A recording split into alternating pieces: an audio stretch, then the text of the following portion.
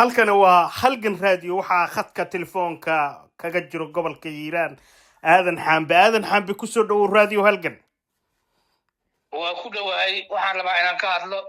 qalabkii doorashooyinka qaranka oo maanta la keenay magaalada Buulburte aad baa u soo dhaweynaynaa doorashada qaranka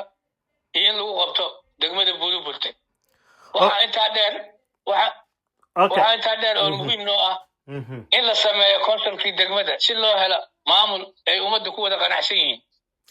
okay maadaama aad tahay shakhsi ka soo jeedo gobolka Hiiraan qaasatan magaalada Buulburte sidee u arkaan shacabka ama reer Buulburto qalabkan maanta loo keenay oo doorashada oo golaha deegaanka ma dadweynuhu sayeen caqabada kaliya dadweynaha haysta waxa waa in la helo maamul loo dhanyahay oo konsol oo la soo doorto cid walbana ay ka muuqato magaalada waxaa degan qaljecel saddex umarow qaadacada xawaadle iyo qolooyin carab saalax milkiis si fiican ugu dambeyntii baaqa aad diraysid Mr. Xambe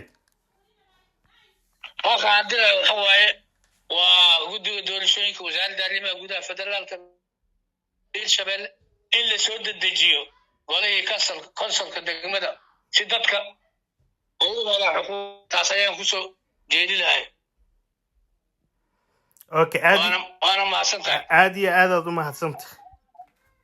waxaad waraysigan nagala socoteen radio halkan waxaan idiin soo jeedinayay anigoo ah Cabdinaasir Maxamed Cusmaan waxaanan ku wareysanaynay aadan wehliye Xambe oo ku sugan magaalada Beledweyne ee xarunta gobolka Hiiraan